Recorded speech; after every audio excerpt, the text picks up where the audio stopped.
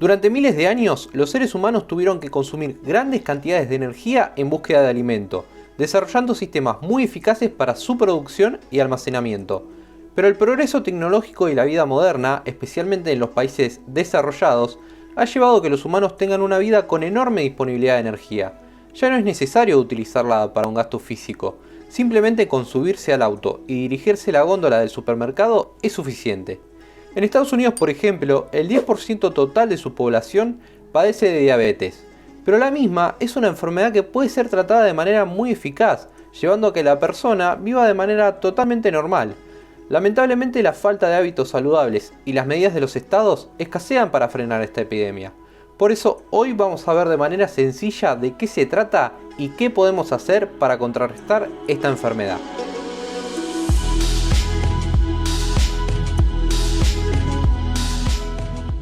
Después de comer, se eleva la glucosa en sangre.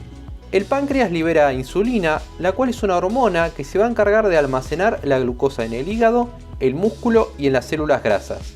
De manera más simple, la insulina se encargará de transportar el azúcar al interior de las células, ya que niveles altos de glucosa en sangre son altamente peligrosos para el organismo.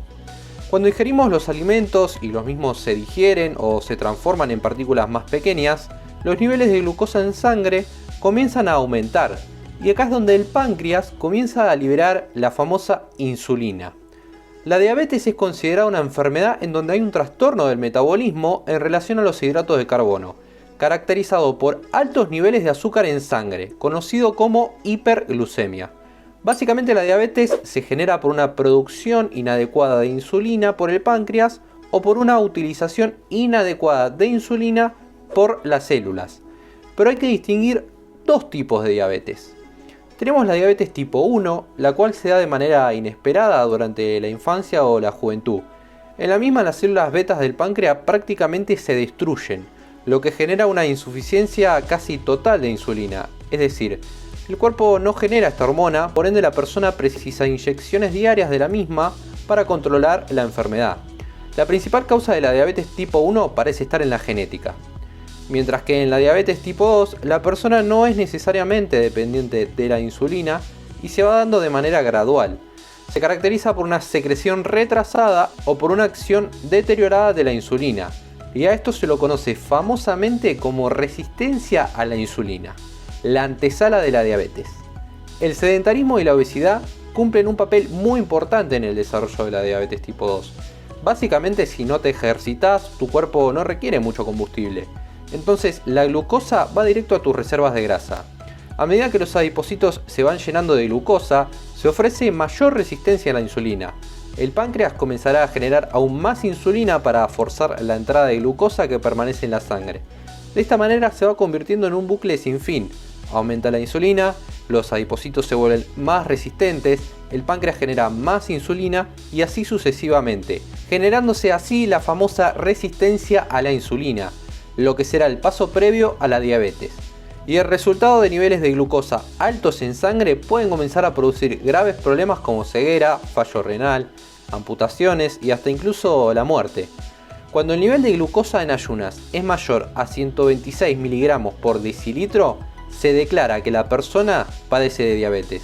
Las principales formas de tratamiento son la administración de insulina, como vimos anteriormente, pero principalmente lo serán la alimentación y el ejercicio, que será el tema que desarrollaremos con mayor énfasis. El ejercicio tiene efecto directo sobre la diabetes tipo 2, no así sobre la diabetes tipo 1, pero igualmente ambos casos se ven beneficiados por la práctica regular de alguna actividad. El control de los niveles de azúcar en sangre para una persona que hace ejercicio y que padece de diabetes tipo 1 es sumamente importante para adaptar la dieta, así como también una dosificación adecuada de insulina, evitando de esta manera la hipoglucemia durante y después del ejercicio. La relación entre la actividad física y la diabetes es clara. El ejercicio va a reducir de manera directa la posibilidad de desarrollar esta enfermedad a través de la modificación de la composición corporal de la persona, es decir, aumentando la masa muscular y disminuyendo el porcentaje graso. Así como también tendría una acción sinérgica a la insulina, facilitando la entrada de glucosa a la célula y aumentando la sensibilidad de los receptores de insulina, posiblemente gracias a la contracción muscular generada por el ejercicio. De manera sencilla, aumentar la musculatura mejora la sensibilidad a la insulina. Por eso, podemos decir que el entrenamiento de fuerza facilitará la captación de glucógeno en las células. La mayoría de las recomendaciones en relación a la actividad física y la diabetes se basan en actividades de tipo aeróbica, como andar en bicicleta, caminar y demás.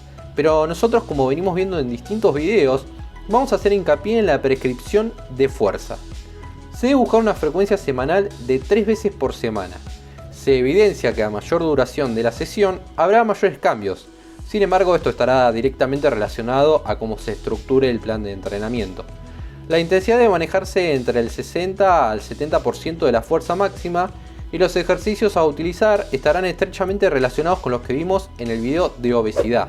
Como recomendaciones para realizar ejercicio físico, se debería verificar la glucemia antes de la práctica. Si tenemos menos de 100 mg por decilitro, se debe tomar un suplemento de carbohidratos antes de hacer ejercicio. Entre 100 y 150 mg por decilitro se puede hacer ejercicio sin riesgo. Mayor de 250 mg por decilitro no se debe realizar ejercicio. Como conclusión, tomando las medidas necesarias, una persona que padece de diabetes tipo 2 puede llevar una vida totalmente normal en relación a sus actividades de la vida diaria. Probablemente esta persona padezca de obesidad o sobrepeso, ya que, como vimos anteriormente, estas enfermedades se encuentran estrechamente relacionadas.